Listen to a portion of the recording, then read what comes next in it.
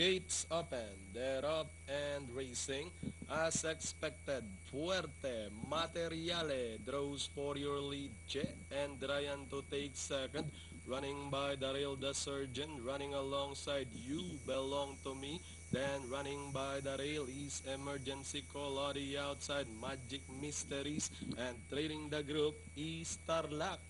Past the last 800, it's Fuerte Materiale in command by about a length and a half. You Belong to Me to take second. Che and Ryan is down in third. And running by the rail fourth, the Surgeon. Moving up on the outside, Emergency Call, Tarlac, and Magic Mysteries. Heading towards the last 450, we have Fuerte Materiale, that a favorite, still traveling well okay, maintaining a 2 lengths lead. You Belong to Me remains in second, fighting back once again down on the inside, the Surgeon, and on the outside, Che and Ryan Tarlac sneaking in down on the inside.